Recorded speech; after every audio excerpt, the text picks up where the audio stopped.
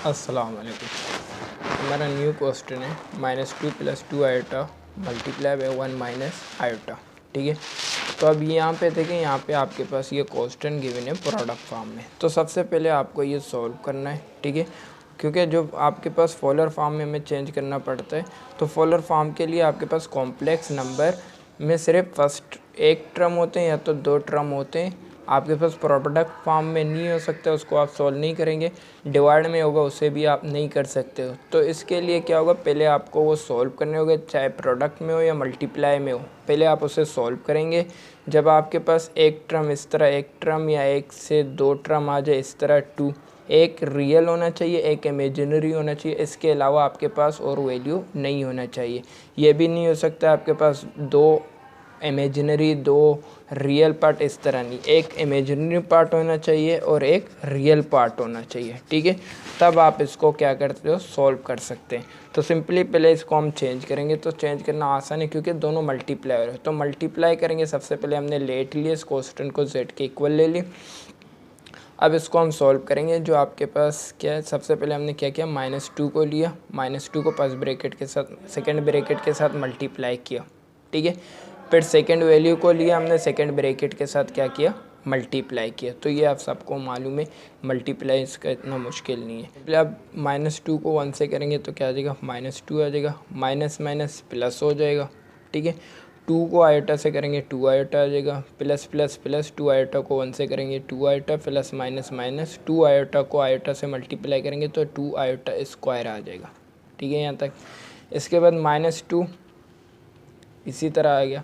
अब यहाँ पे देखें -2 है तो -2 हमने इसी तरह लिख लिया। अब ये 2 आयोटा तो ये हेड हो रहे हैं, तो इसको 2 और 2 कितने होंगे, 4 होंगे, तो ये 4 आयोटा हो जाएगा। उसके बाद जो आपके पास माइनस है, तो -2 हमने इसी तरह लिखा। जो आयोटा स्क्वायर है, आयोटा स्क्वायर इक्वल होता है -1 के, तो आयोटा स्क्वायर की जगह सिंपली हमने क्या लिखा, -1 पुट की।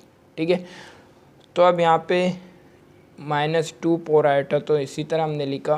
तो यहाँ माइनस माइनस क्या हो जाएगा, प्लस हो जाएगा, 2 से 1 मल्टीप्लाई हो जाएगा तो क्या आ जाएगा, 2 आ जाएगा। ठीक है, तो 2 प्लस में और माइनस में ये दोनों क्या हो जाएंगे, कैंसिल हो जाएंगे, तो आपके पास क्या आ जाएगा, 4 आयोटा। तो अब आपके पास इमेजिनरी पार्ट आ गया, एक है यहाँ पे। अब रियल पार्ट जो आपके पास क्या है, वो क्या है, 0 है। तो इस तरह आपके पास दो पार्ट होने चाहिए, एक इमेजिनरी और एक रियल पार्ट होना चाहिए। या तो आपके पास एक एक भी हो सकते हैं, या तो सिर्फ रियल पार्ट हो सकते हैं, या तो सिर्फ इमेजिनरी पार्ट हो। जिस तरह क्वेश्चन नंबर 2, 3, 4 में देखें, उसमें आपको समझ आ जाएंगे। तो सिंपली अब यहाँ पे हमें क्या करना होता है, रियल और इमेजिनरी पार्ट को लिखने पड़ते हैं। एक्स क्या है, आपके पास 0 है, और जो इमेजिनरी पार्ट होता है वो आपके पास क्या है, 4 है। तो सिंपली हमने वाई की वैल्यू क्या लिखा, 4 लिखा। हमने आपसे पहले कहा जो वाई की वैल्यू होता है वो आयोटा के जो कोफिशिएंट होता है उससे हम लिखते हैं। तो आयोटा की कोफिशिएंट क्या है, 4 है, तो वाई की वैल्यू क्या है, 4 है। तो रियल नंबर यहाँ पे नहीं है, तो क्या है, वाई 0 है। ठीक है, तो सिंपली अब इसको क्या करना है, हमें क्या करना पड़ता है, मॉड्यूलियस निकालना पड़ता है। सबसे पहले मॉड्यूलियस, जो मॉड्यूलियस आपके पास किसके इक्वल होता है, जेड मॉड्यूलियस इक्वल होता है x² + y²। सिंपली एक्स की वैल्यू लिखेंगे, एक्स की वैल्यू आपके पास 0 है तो 0 के स्क्वायर, और y की वैल्यू आपके पास क्या है, 4 स्क्वायर। ठीक है, y आपके पास 4 है, और क्योंकि y के ऊपर स्क्वायर है तो सिंपली हमने स्क्वायर दे दिया। 0 लिखे ना लिखे उससे कोई फ़र्क नहीं पड़ता, तो 4 का स्क्वायर हमने इसी तरह लिख लिया। ठीक है, अब यहाँ पे देंगे आपके पास अंडर रूट है और यहाँ पे आपके पास स्क्वायर है। तो ये हमने पिछले वीडियो में भी समझा था कि स्क्वायर से अंडर रूट क्या होता है, कैंसिल होता है। इसको आपको इस तरह मैं आपको समझाऊँ, 4 2 अंडर रूट को आता जाए तो आपके पास क्या आ जाएगा, 1/2। 2 से 2 क्या हो जाएगा, कैंसिल हो जाएगा। तो सिंपली आपके पास जो आंसर होगा क्या होगा, 4। तो z मॉड्यूलस आपके पास क्या आ गया, 4 आ गया। इसके बाद हमें क्या करना होता है, टीडा निकालना पड़ता है, एंगल निकालना पड़ता है। ठीक है, क्योंकि जो आपके पास पोलर फॉर्म होता है, दो चीज़ उसे आपके पास होना चाहिए, एक तो z मॉड्यूलस और दूसरा टीडा, ये दोनों चीज़ होना चाहिए। तो टीडा की वैल्यू आपके पास क्या है, टीडा = tan इनवर्स y/x। y की वैल्यू आपके पास क्या आ रहा है, 4 आ रहा है, और जो x है आपके पास वो क्या है, 0 है। x आपके पास क्या है, 0 है। 4 डिवाइड बाय 0, ये बात हमेशा याद रखें। आपके पास ऊपर वैल्यू कुछ भी हो और नीचे आपके पास 0 हो जाए, तो ये हमेशा किसके इक्वल होता है, इन्फिनिटी के इक्वल होता है, इनफाइनाइट के बराबर होता है।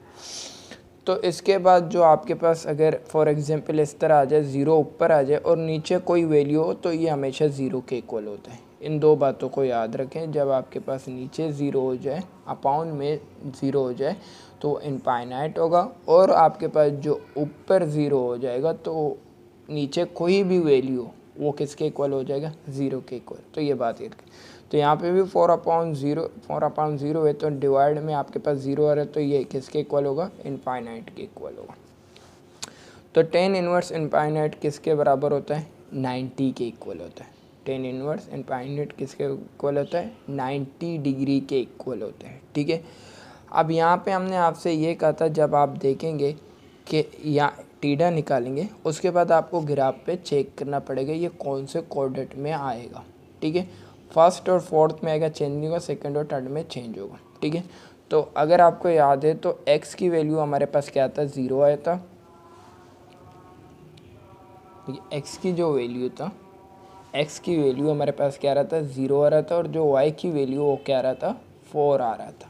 ठीक है, तो अगर बात करें इसे, x आपके पास 0 है और y आपके पास क्या 4 है। तो अगर बात करें आपके पास y किस में, प्लस में, तो यहाँ पे आपके पास इस लाइन पे x क्या हो जाएगा, 0 हो जाएगा। x यहाँ पे क्या हो जाएगा, 0 हो जाएगा, और y आपके पास 4 है। तो इसके मतलब क्या होगा, ये फर्स्ट कोऑर्डिनेट में कहाँ पे, यहाँ पे आ रहा है, तो ये इसका मतलब जो इसका एंगल है कहाँ पे, फर्स्ट कोऑर्डिनेट में। फर्स्ट कोऑर्डिनेट में तो ये चेंज नहीं होगा। ठीक है, तो सिंपली हमने 90 लिखे, इसको हमने चेंज नहीं किया। ठीक है, अब इसको हमें क्या करना होता है, रेडियस में चेंज करना पड़ता है। किसमें, रेडियस में चेंज करना पड़ता है। तो 90 आपको मालूम है किसका बराबर होता है, π/2, और हमने इसको चेंज करने का तरीका भी आपको बताया। एंगल क्या रहा है, 90, तो इसको सिंपली आप किससे मल्टीप्लाई करेंगे, 95/1/80। तो 91 ज़ा 90, 92 ज़ा 180। तो सिंपली आपके पास आंसर क्या है, π/2 आ रहा है। ठीक है, अब आपको ये फॉलोअर फॉर्म में, हमारे पास फॉलोअर फॉर्म रिक्वायर्ड है, is the follower form is the required at. तो फॉलोअर फॉर्म आपके पास क्या होता है, z = z मॉड्यूलस सिस टीडा। ठीक है, तो z यहाँ पे देखिए, यहाँ पे हमने इसको नहीं लिखा, ये रहे यहाँ पे वैल्यू लिखा। ठीक है, यहाँ पे देखिए z हमारे पास इक्वल था -2 + 2 आयोटा मल्टीप्लाई बाय 1 - आयोटा के इक्वल। ठीक है, और जो z मॉड्यूलस का वो किसके इक्वल था, 4 के इक्वल था, तो सिंपली हमने 4 लिखा। सिस इसी तरह आ गया, और टीडा आपके पास किसके बराबर था, π/2, तो सिंपली हमने π/2 लिख लिया। तो ये था, हमने इसको फॉलोअर फॉर्म में चेंज किया। तो इसी तरह ये क्वेश्चन आपके पास फॉलोअर सेम में सिंपल है, ज़्यादा मुश्किल नहीं है। अगर आपके पास प्रोडक्ट में दिए तो पहले आप उसे सॉल्व करें, सॉल्व करने के बाद आप उसे x और y के लिए इक्वल लेंगे। x और y आपके पास जब आ जाएंगे, आप सबसे पहले z मॉड्यूलस निकालेंगे, उसके पास टीडा निकालेंगे, सिंपली उसको फार्मूले में पुट करेंगे और कुछ भी नहीं होता। तो ये जो आपके पास निकला इसको हम कहते हैं फॉलोअर फॉर्म कहते हैं। ठीक है, तो यहाँ तक है, इंशाल्लाह मिलते हैं अगली वीडियो में।